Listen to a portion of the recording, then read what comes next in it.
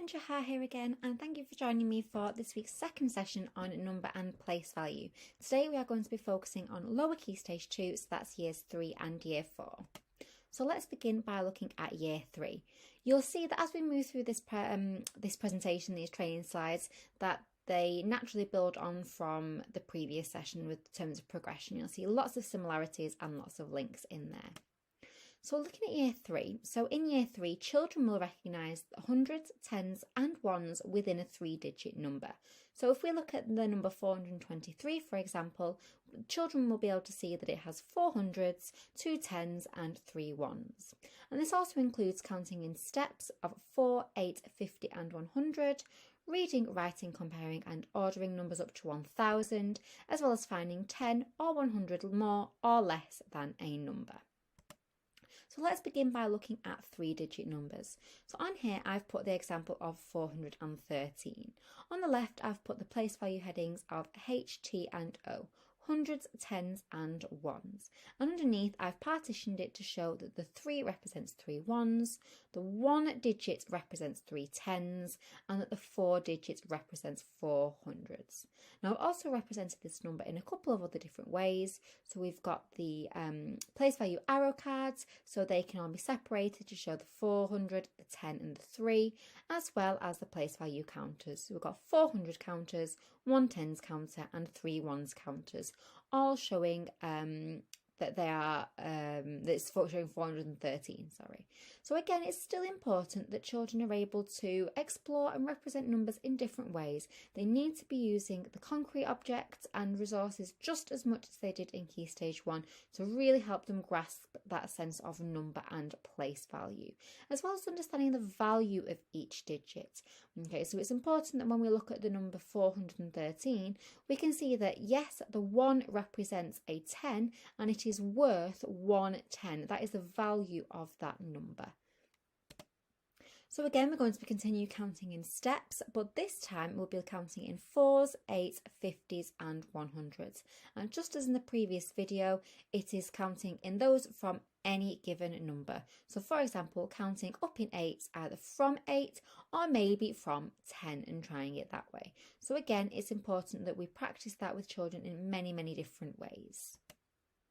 So we're now going to be looking at comparing numbers, and children in year 3 will be comparing numbers up to 1000 by saying which number is bigger or smaller than another number.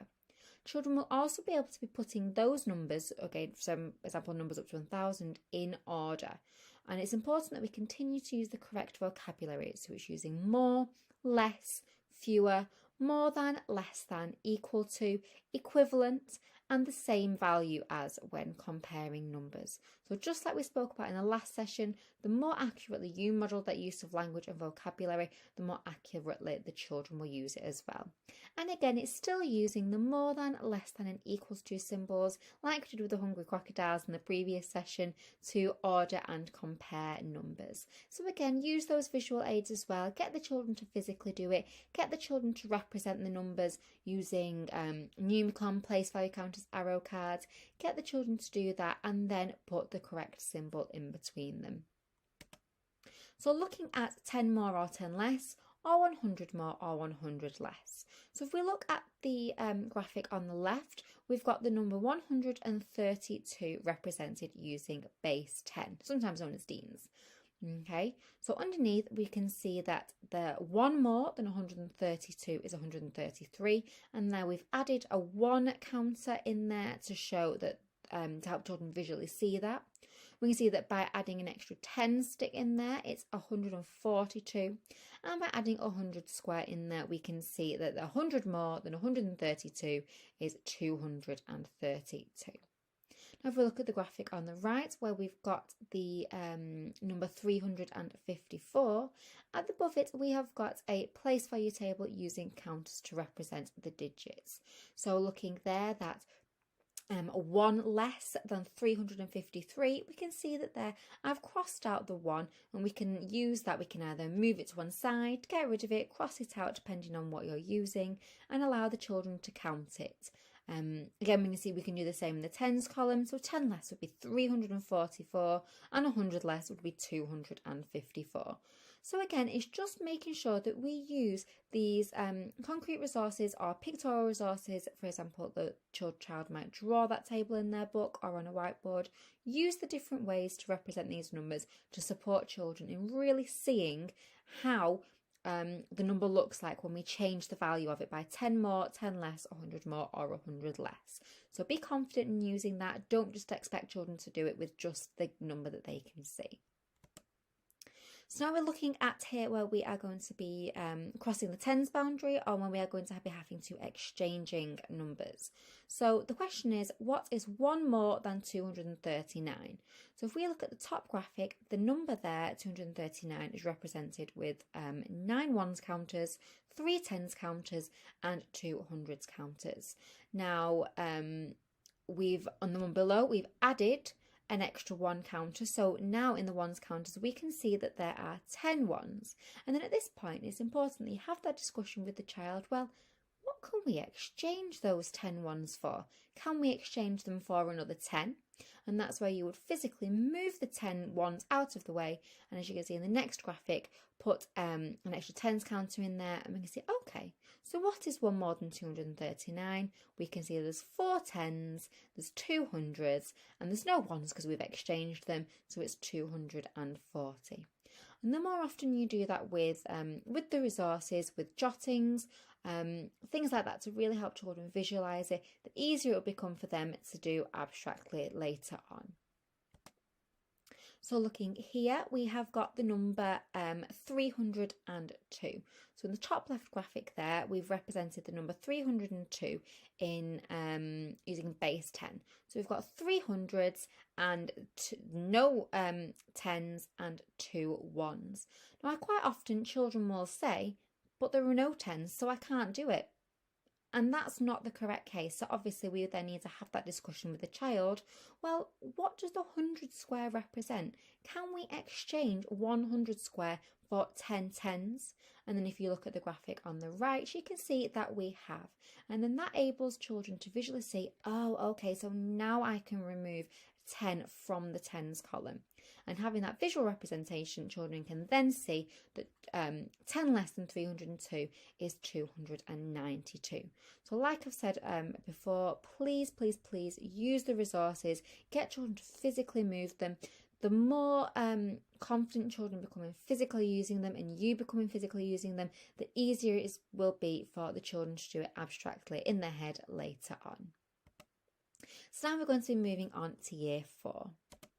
So in year 4, children will order and compare numbers beyond 1000 using the place value in 4-digit numbers.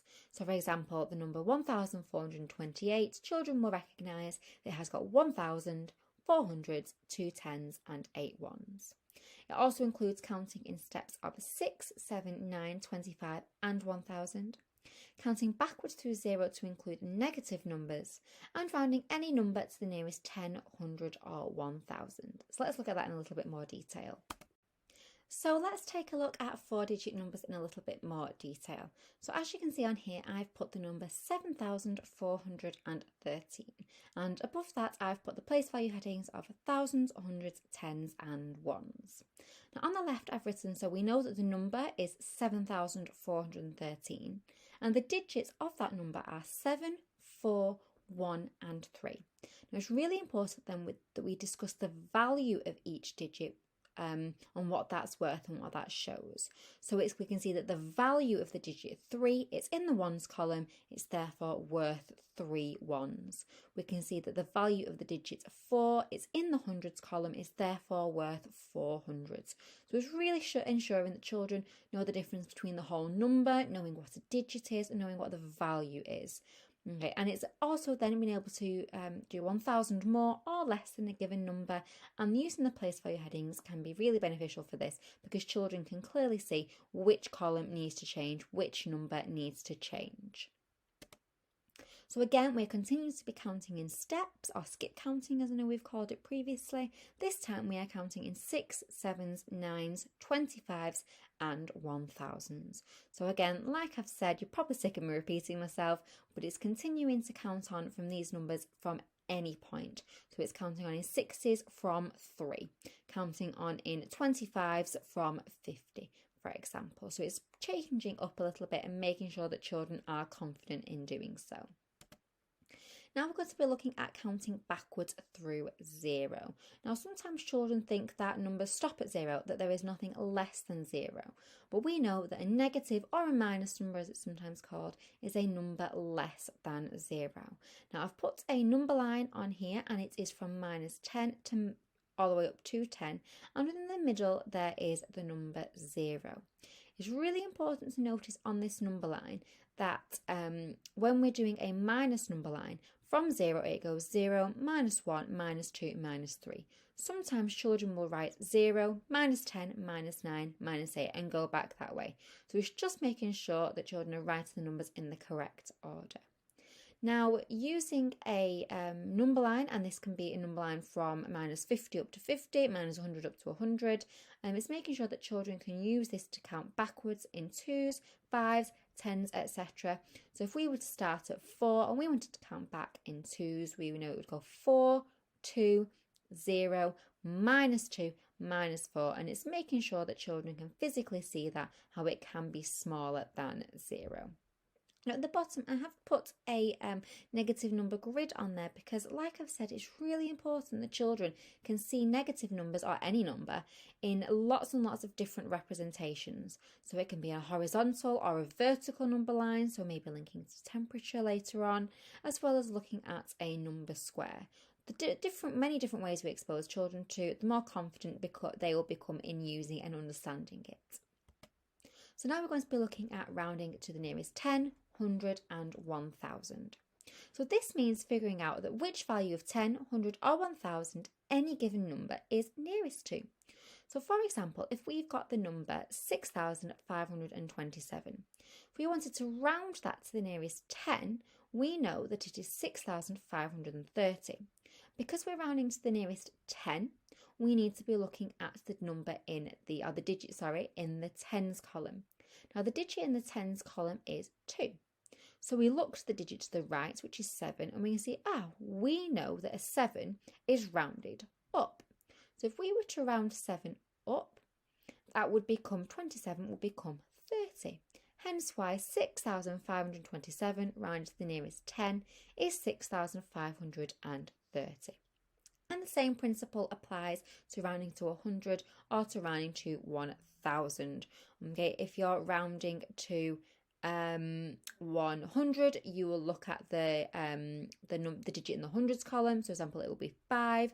You look to the digit to the right, which is 2. We would round that down. So we know that we would round it down to 6527.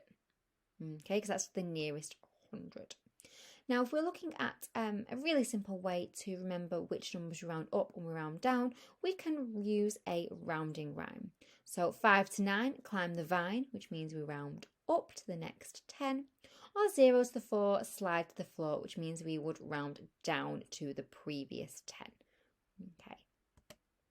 So this slide shows different representations of rounding numbers. So this uses number lines. So if we have the number 37 rounded to the nearest 10, a way of putting it is having a number line, putting 37 on the number line, and writing the nearest tens either side of that number line. So the lowest 10 would be 30, the highest 10 would be 40, and you can see there that 37 is a lot closer to 40 than it is to 30, therefore we would round it up to 40.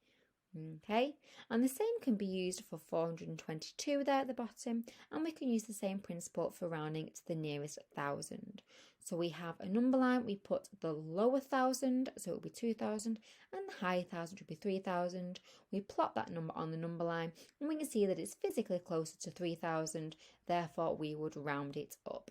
So again, it's just using lots of different ways to represent rounding up and rounding down. Finally, we're going to be looking at Roman numerals. So Roman numerals is something that's introduced in year 4. Some children might have seen this, some children might not. Quite often children say, I've seen it on a clock, I've seen it on this. And it's really important that in year 4, children learn the 3 key rules for figuring out what Roman numerals are. So the 3 key rules are that there is a maximum of 3 of the same symbol which can be used consecutively in any number. Okay, so you cannot do 4 X's, for example, to represent 40. That's not how it works. It's 3 maximum. This is an important way to work out whether it is a number with more than one symbol.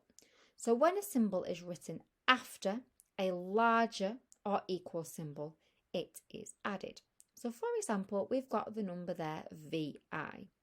So because V represents 5 and I represents 1, and it is written after, so it is going to be V plus 1, which is 5 plus 1, we can note that VI is therefore equal to 6.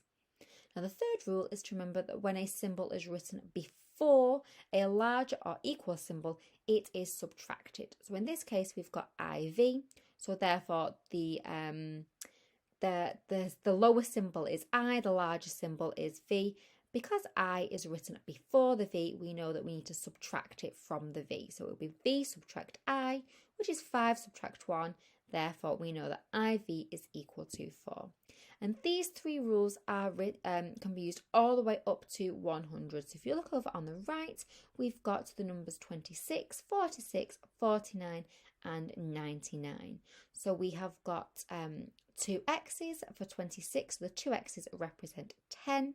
We've got the VI. We know that V and I are smaller. They are worth less than the XX. So we know that they are need to be added to the XX. But we know that because the I is on the right of the V, we need to add those together. So we know that it's 10, add 5, add 1, which gives us 26. Now, if you remember those 3 key rules, you can work out any number up to the millions with Roman numerals. So thank you very much for joining me for Lower Key Stage 2. I hope you found it extremely useful and extremely interesting, and that you've seen that the progression has been built on from Key Stage 1. Now I'll be sharing our final video with you, which will be Upper Key Stage 2, looking at years 5 and 6 later on in the week. So thank you very much. Please don't forget to complete the form as always. My email address is here if you need any more support or information. Please don't hesitate to be in touch. Thank you very much.